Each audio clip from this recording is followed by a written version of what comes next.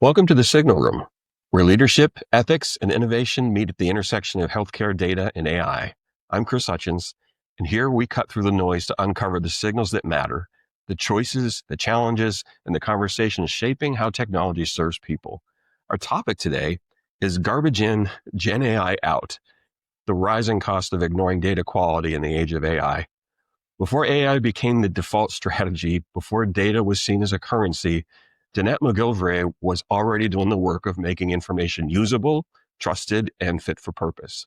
Today on the Signal Room, we're joined by Danette, the president of Granite Falls Consulting, which is celebrating its 20th anniversary. Happy anniversary, by the way.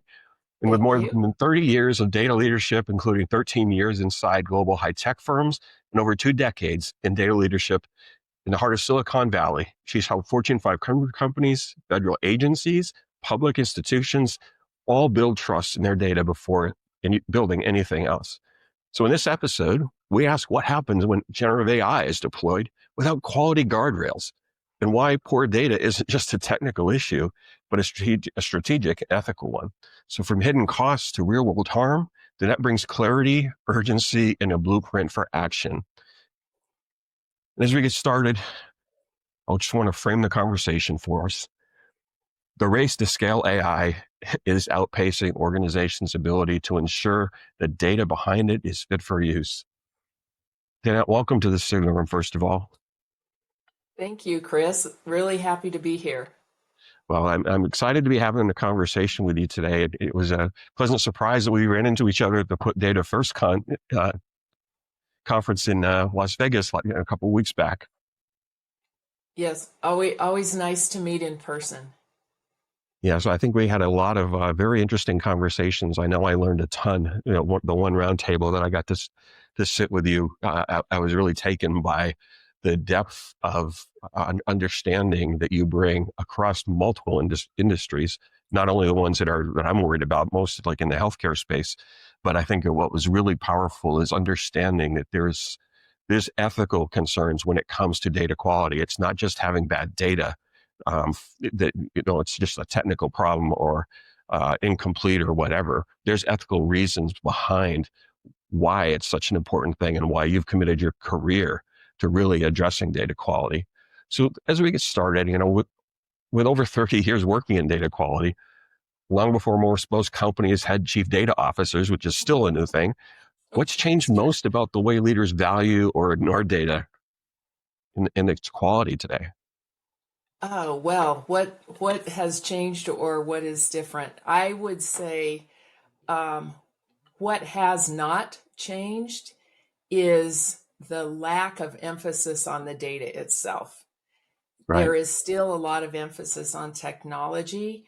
I am all for technology. So some of the tools that we use now, even within the data quality space, not counting the tools that organizations use to do Mm-hmm. their businesses better, I love them. I'm very happy for them. But I have found, and I'm going to exaggerate this just a little bit to make a point, but I have seen that organizations will spend millions, tens of millions of dollars on technology. And Mm-hmm. yet they're not willing to spend hundreds of thousands of dollars on the data that Right. powers the technology, the data, which is the reason that the technology exists. So that is something that is still a challenge for anyone who cares about the data and really wants this technology to reach its full potential. So what you're describing is not just a technical problem, it's a leadership issue. It is absolutely a leadership issue. And I think you really said it well in this introduction when you were talking about the race to AI. Very important. Everyone wants to be first. Yeah. And I'm going to use this example of something that was really disappointing to me. So when ChatGPT first came out, I feel like it should have had a warning flag and big flashing red lights on the front page saying, Right. this can give you wrong answers. This is not fully tested, shall we say. Now, Right. I did find that information, but it took some clicks Yeah. and very fine print to find it. It's interesting that now I can see much more clearly that Chat GPT, and I looked at this just a month or so ago, Chat Hmm. GPT now says Chat GPT is not meant to give advice. Some of the answers may be wrong. Are you kidding me? Right. It's a little late for that, It is. especially for the general population who has heard about this. It's caused a lot of excitement. Um, Yeah. not not really knowing that they need to be more cautious No, about what it's giving them. that's a great point because people get comfortable with technology rather quickly these days, and it's kind of sad. I think when I talked to you earlier, I had mentioned a conversation about trust that I had had recently with a psychologist, and but we've been thinking about trusting AI, but we have a bigger problem in that people don't trust people like they used to. So what's really frightening is that there's people who are trusting this capability and they're not likely even listening to the instruction around what they should or shouldn't use it for. This is a real Yes. problem. Yes, and this is going to go back to the leadership piece that you were just talking about. So when AI comes forward, companies, we heard stories about people who were putting questions to Chat GPT, and in the process of Hmm. that, were giving away proprietary information because Right. people were not aware of how it was going to be used, who else could access it, Hmm. what things were made available. When these new technologies come out, it is up to leadership to say, can we use this? Right. Should we use this? If we should, how can we be smart about it? How can we protect ourselves? And I Yeah. think the race, too many of the basic questions were not asked and answered. Right. Yeah. It's interesting when you think about the natural behavior of the platform. It's it's in and of itself proving that it shouldn't be trusted. Um, I think we talked about this when we were in Las Vegas together recently. Is that whatever you tell it, it seems to acknowledge it, but if you tell it not to do something, the next thing it does almost always is exactly what you told it not to. So it's not even safe to trust it after you tell it what you need it to do. It's just like a child. Well, and it's interesting, and I think you and I might have talked about this a little bit before, which was it's almost too human in that it's trying to please you. So, Yes. for instance, we have documented incidences of of AI making up references. Hmm. Like, check the references, you look at the reference, Right. it looks good, it's formatted, it's in the same format, looks real, it's a made up reference. So, Right. it's really important for people take the good that they can get from that, but I would say you need to verify, you need to check. Yes. So the same thing would be true. So when you go out to Google and you look for something, it comes up with an AI overview. So you're Yeah. seeing an AI overview before you see the source data. You need to scroll down. I have had things where the overview of things that I know and the things that I do, ah, looks pretty good. It's Right. maybe it's 90% right, but there were things that were wrong. So the thing I worry about is when experts like you and I are gone, how are people going to be able to tell the difference? So I think it is Mhm. really up to everyone who uses AI. Go to the sources, do some testing, do much testing. Right. But we really need to take it upon ourselves to not individually just take the easy way out. Oh, yeah, there's the Right. overview. Let me just take that. It might be right. Is it? Now, this is a really important point because if we don't catch those things, we're also training the model, which means we're further embedding bad information that other people can be tripped up and use inappropriately. So, this, I don't know if we could even overstate the importance of this. I just Yeah. think it's really, really critical that people understand. Yeah, absolutely. And when you talk about the training, so the training of these models are coming from data that is out in the world, Yes. right? We know that bias, I'm going to talk about bias for a minute. We know bias is out in the world. Right. And there was an article that came out in Computer World in July about some research that had come out. I believe it was out of a university in Germany, and they had looked at different personas, and Mm-hmm. they were presenting these personas to AI, talking about what kind of salary should I look at, should I ask Mm-hmm. for, and it Right. was some kind of a medical specialist uh, position. Right. And if AI thought it was a man, it told them that they should ask for a starting salary of $400,000. If AI thought it was a woman, it said that they should ask for a starting salary of $280,000. That's a huge difference. So Absolutely I is. I have heard the argument, well, it it's not up to us, to be able to monitor that. But if we do not monitor unfair bias that is out in Mm-hmm. the world, That's all right. we're doing is perpetuating that. So it is the type of thing where we need to be aware of it, Mm-hmm. and I think we need to take action on that so we don't perpetuate those bad things. I mean, I'm data quality, Yeah. right? Data quality Yeah. is all about the data is right, you can trust it, real reflection Right. of of what we need, and the whole reason we care about it is Mm-hmm. because we can trust it and use it with confidence. Right. And that brings up something really important. When you're talking about facts, there's clearly been disparities in pay, and they're documented. So if you've got the larger portion of your data set is based on things that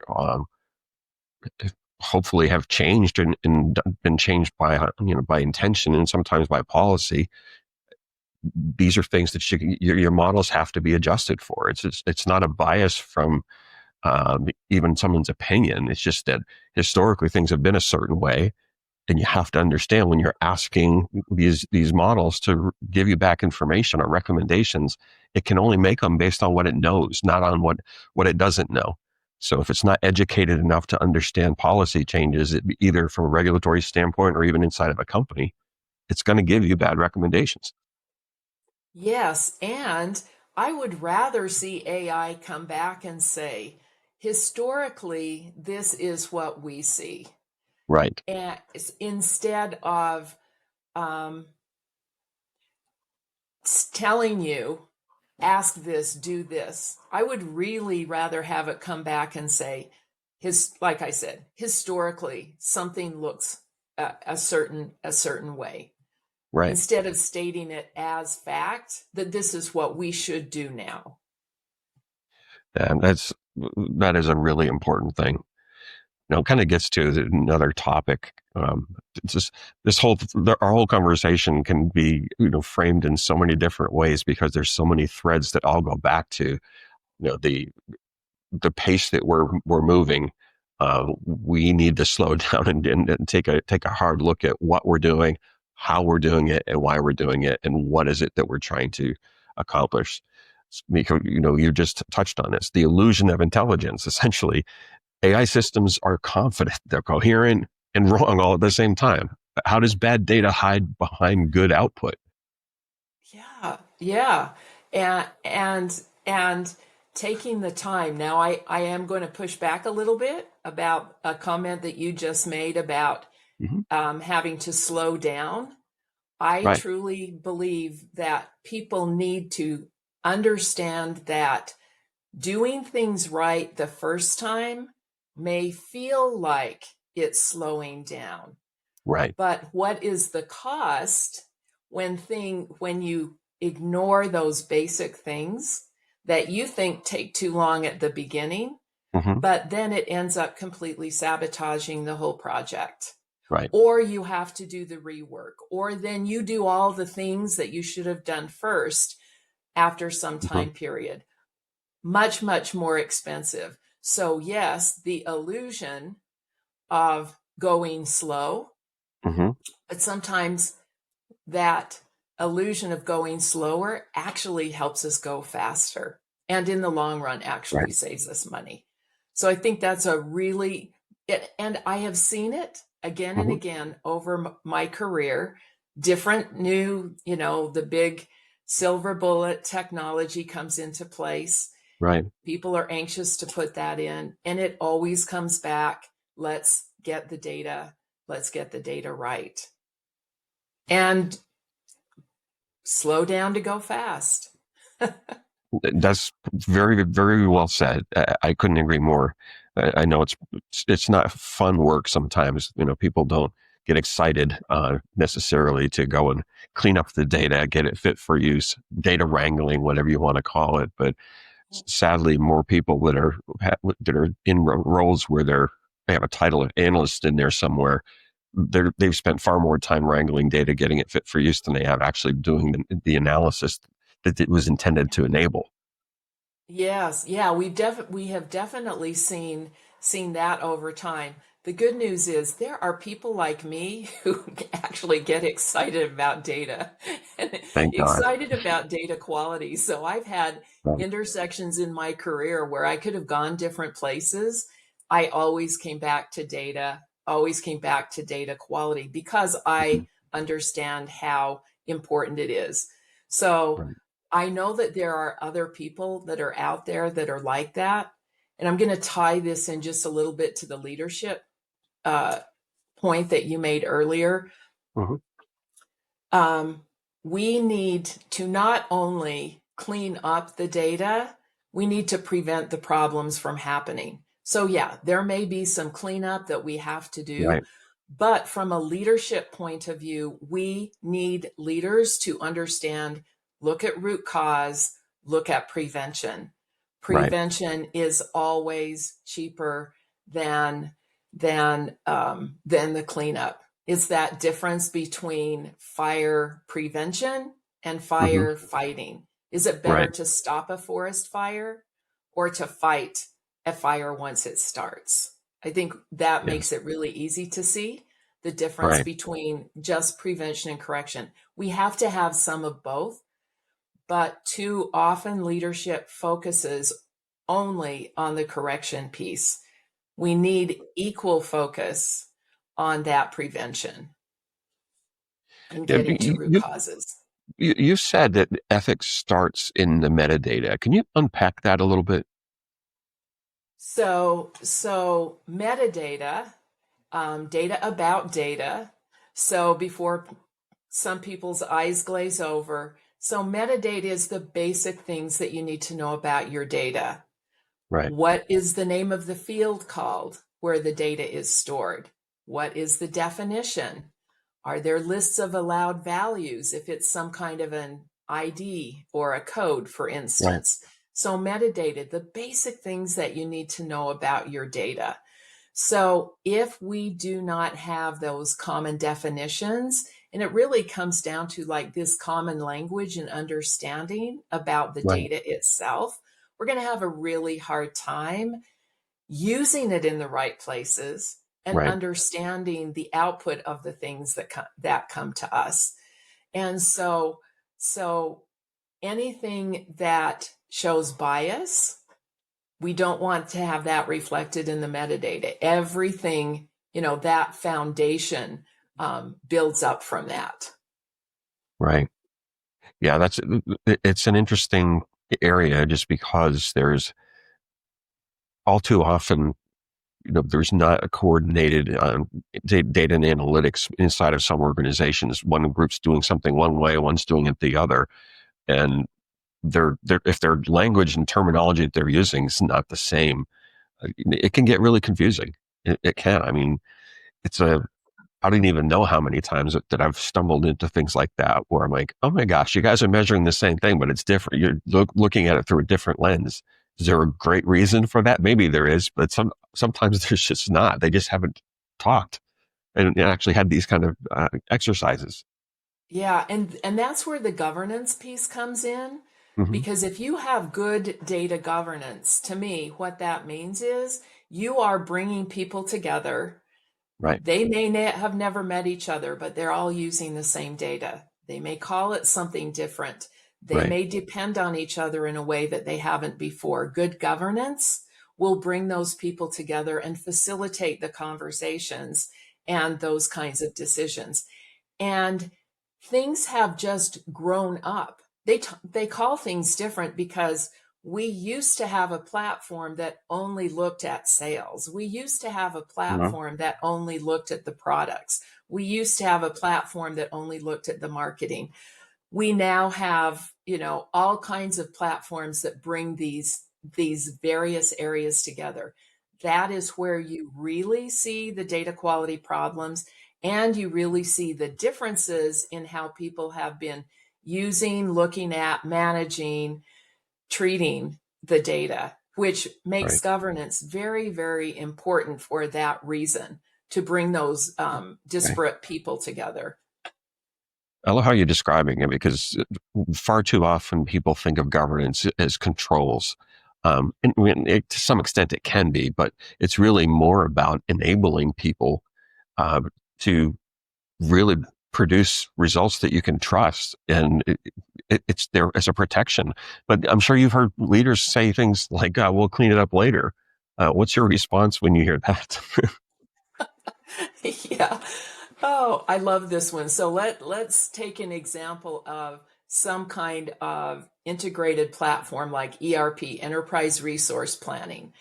It will have things like your finance and your manufacturing and your sales and, bringing all these systems together into one platform. You literally spend tens of millions of dollars in Right.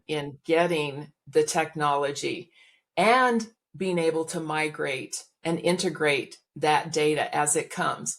And at the last minute, well, we just not even at the last minute, at some point along the way, they're saying, yes, let's just load it, we'll clean it up later. Okay, a Right. few fallacies in that thinking. Number one is, you really think you can load it if it has not been put into the state it needs to go into the Hmm. technology. So you're going Yeah. to have a lot of data that absolutely cannot load. The second one is, once you get it in there, do you think that you're actually ready to go to production? Do you think people can actually use that data? So I do have experience in seeing the difference between those who took care of the data. This was the Hmm. same large global migration Right. that I'm not going to give you any more information about. Large global migration. All of the sites around the world who Hmm. bought into the data quality message that we were bringing forward, the things that they needed to do to look at the quality of the data, say, this is what it looks like today in our system. This is what it needs to look like tomorrow in the new system. What is the gap? Right. How do we change that? Every site that did that around the world was able to close their financial books. Like quarter end was something like 2 weeks after. Month end was 2 weeks after this huge migration. Hmm. Quarter end close was 6 weeks. I mean, absolutely able to close all of their books. They were able to ship Hmm. products. The only site where they refused to do any of the data quality work Hmm. was the only site who could not ship product. And I Wow. know because I was on the desk who had to call people in the middle of the night Hmm. around the world and say, we have an emergency and we have something we have to take care of here. So I have seen it and I have lived it. So that is a common thing that really doesn't work. Yeah, that example is, I think, pretty compelling if people are not sure whether they should really do this exercise or not. Yeah, I want to talk about another thing. I mean, it's interesting because you and I have used some similar terminology, but from a different lens. So I've talked about technical debt recently, and I've talked about data technical debt. But you are talking about something that is data quality debt. What does that debt look like, and who ends up paying it? well, I think maybe my words around data quality might be similar to the data debt. So people might be more familiar with technical debt, which is the idea there are certain things when we're putting in a new system and maybe we need to customize some things or we need to change some processes or we need to train people, like whatever that is. Right. And they decide, oh, we don't have time to do that. Well, there is an approach there that tracks that. And they understand that if they skip doing that, they have incurred some technical debt, Hmm. which will need to be paid at some point in time. Right. It is the very same thing around the data and the data quality. Oh, we need to uh, analyze and assess and profile our data to see what is that big gap between what it looks like today and what it needs to look like tomorrow. There are certain things that we need to do to close that gap. If we choose not to do that, we have incurred that data or data quality debt just in the same way that technical debt is incurred. There will be a cost to not taking care of it now. There will be Yeah. a bigger cost to taking care of it later. I mean, Yeah. I told my kids this all the time, and it applies to everything in life: pay now or pay later. But if you pay later, you always pay more. So, going along with that debt, if I Right. can give you an example. So there is something called the rule of tens. This was something that was identified a long time ago, um, according to when you are doing a implementation. So let's say that you have Right. requirements, you have design, you have your coding, you go live, you have being in production. Okay, if you find a problem, and this applied to software, but it also exactly applies to data, that we've seen this over the years. If you find the data problem in the requirements, in the design stage, Hmm. each one exponentially, if it cost you $1 to fix it early on, the next stage it'll cost you $10. If you don't do anything about it until testing, you're probably at Hmm. $1,000. So that is an example of the kind of debt you incur. And in fact, Right. I did a presentation, a workshop last week in Phoenix at DAMA, Data Management Association. They have a chapter there in Phoenix.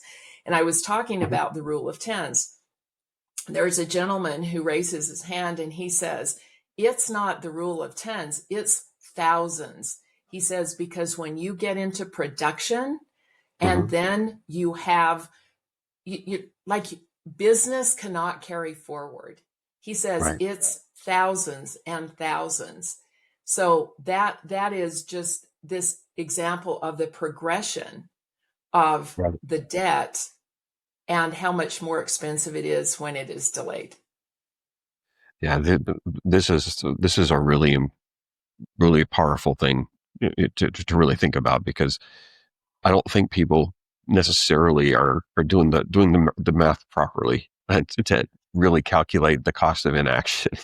It's a big deal, and it snowballs. Just like we were talking about training the AI models, you know, you're training it to make things worse by not addressing the data quality. That's what you're building, you're instantiating it into your organizational structure, and you're setting yourself up for a really, really bad outcome. I'm certainly not going to be a person that would challenge you when you come in and tell me we got to fix the data for that reason. Well, okay, so here's the thing. Some people, they may say, oh, data quality, oh, it's just correcting the data, or who cares about this? And it's like, Right. you can see I'm pretty enthusiastic about data quality. I have been for all these years, right?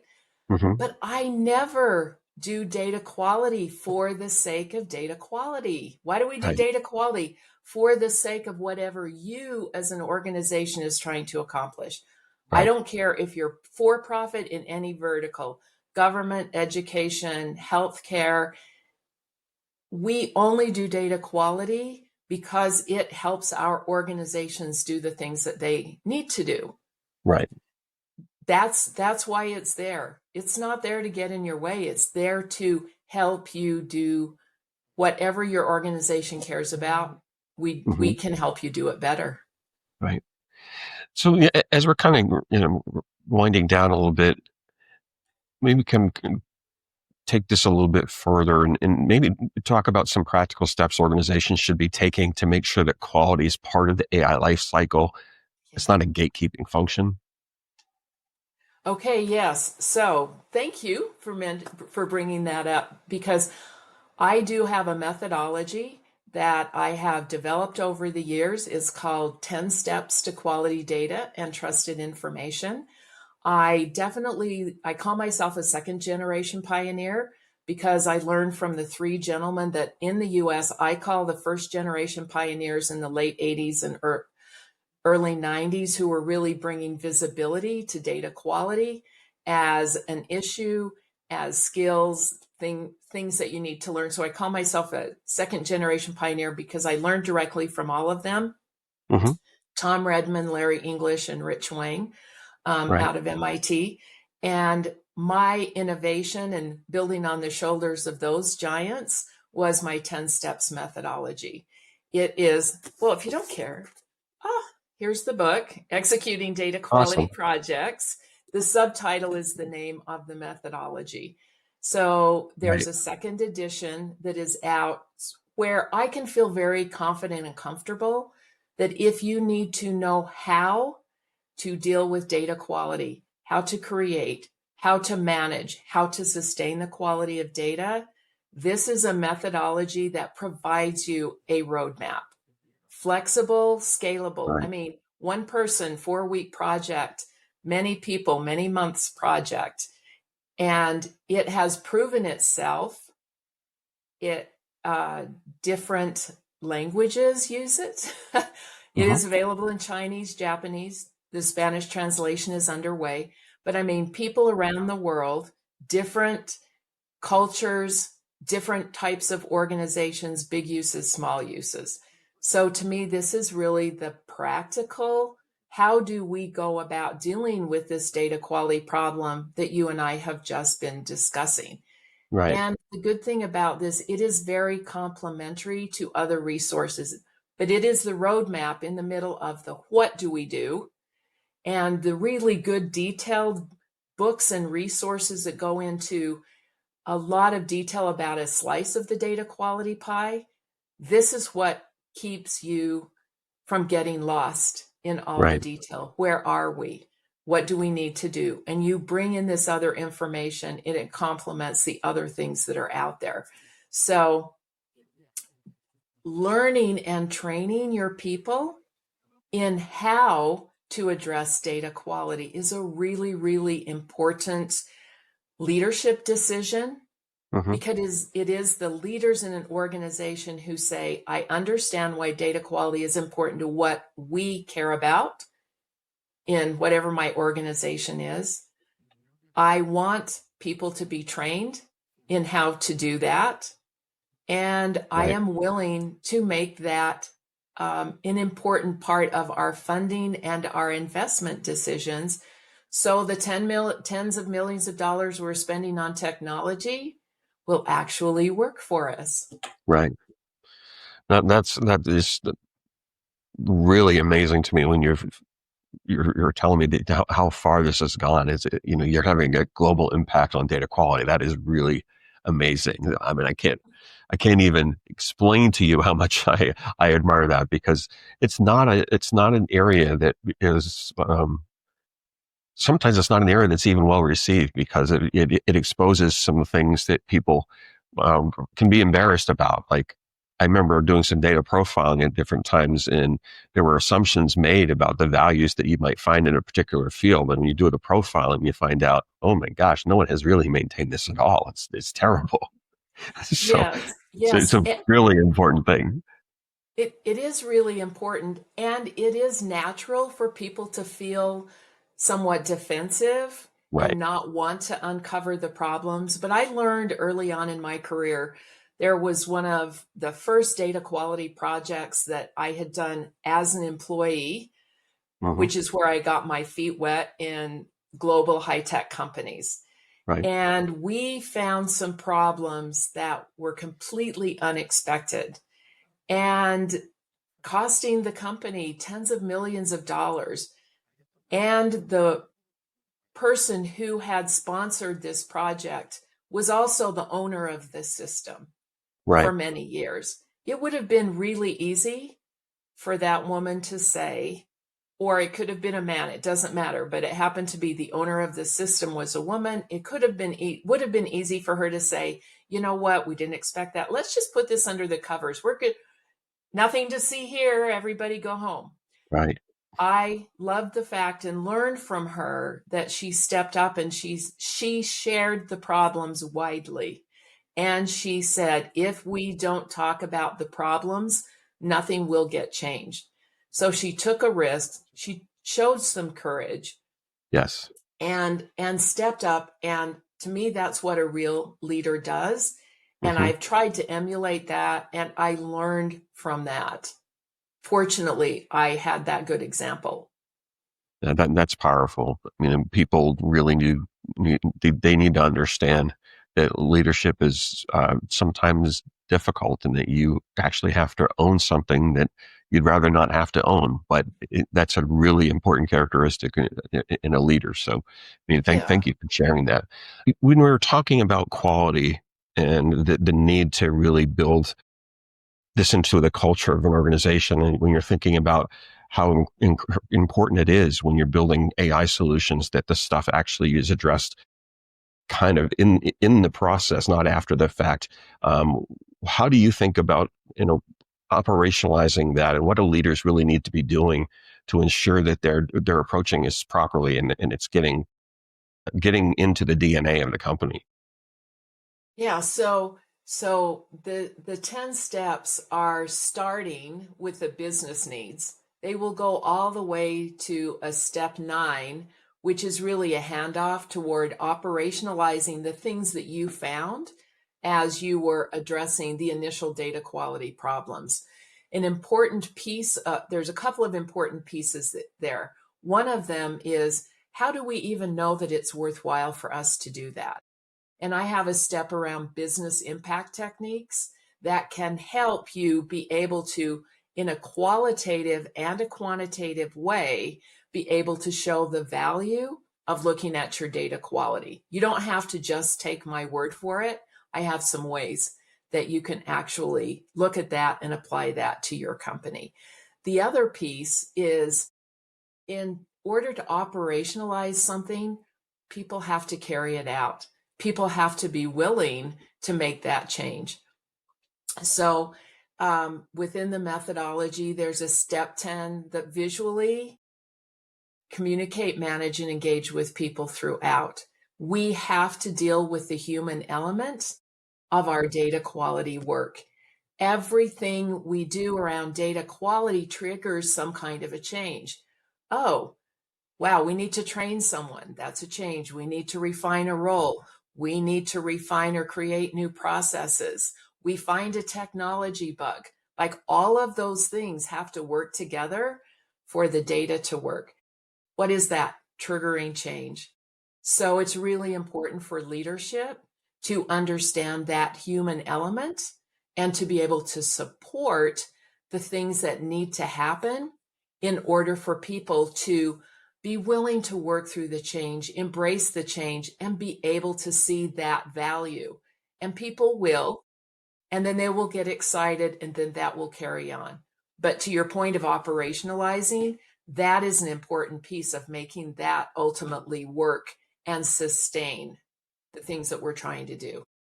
Yeah, and I think the importance from a cultural perspective of making it a safe environment for people to identify these things and just own it. It's my parents always taught me when I was young, if you do something that you shouldn't do, or you've broken something or whatever, don't let us discover it. You tell us. And Yeah. that was a different way of thinking, but that actually did set me up to have a much easier transition into the working world because I understood that I kind of had to own things that I was responsible for. Yes. And that is such a good example. You and I had parents who taught us the same type of thing.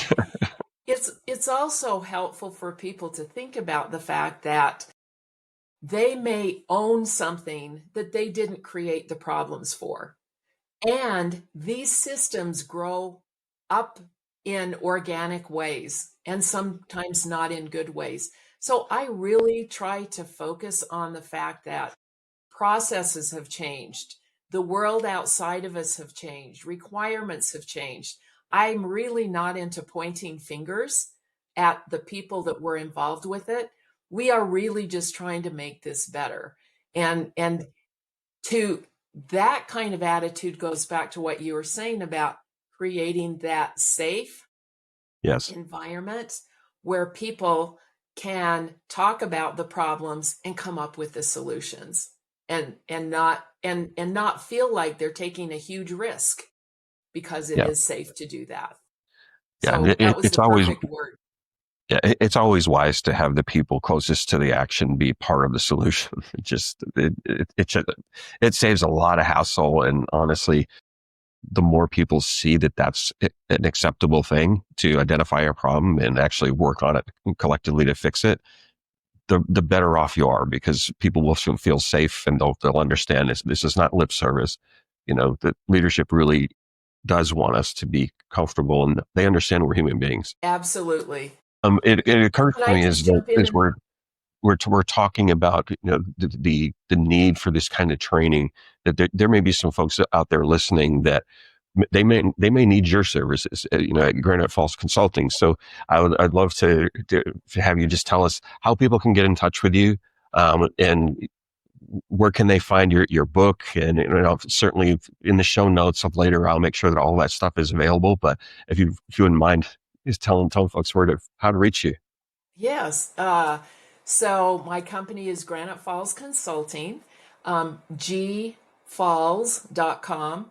So G for Granite, Falls, as in waterfalls, GFALLS is in Sam.com. So you can find me out there, Danette at gfalls.com. Connect with me on LinkedIn, send me an email, and we can have a conversation about what it is you need and how I can help you be able to bring forward. I do the consulting, I do the training, and do the one-on-one coaching and mentoring if that is helpful for people also. So those are kind of the three main areas, but all around the data quality and governance piece that will help your organization. Well, thank you so much for that. I can't tell you that I've run across a whole bunch of people that are as enthusiastic and actually enjoy the work like you do, and I think that's a real valuable asset that organizations should be thinking about taking advantage of. Maybe you can get your own teams energized, just bringing in a good coach and taking some instruction. This is such an important area, particularly as we're heading into this crazy transformation with AI, and things are being more instantiated all the time in the foundations of this technology. We can't afford not to deal with the data quality. So thank you for that. And thank you so much for taking the time to sit with me. This has been a fun conversation for me. And I hope our listeners will will enjoy this as well. And I hope it's fun for you. So thank you so much for that. Yeah, absolutely. Thanks, Chris. It's just been a pleasure. Love talking with you. Well, folks, that's it for this episode of The Signal Room. If today's conversation sparked something in you, an idea, a challenge, a perspective worth amplifying, I'd love to hear from you. Message me on LinkedIn or visit signalroompodcast.com to explore being a guest on an upcoming episode. I'd love to have you. We're here to amplify the signals that matter across leadership, ethics, and innovation. Until next time, stay tuned, stay curious, and stay human. Okay.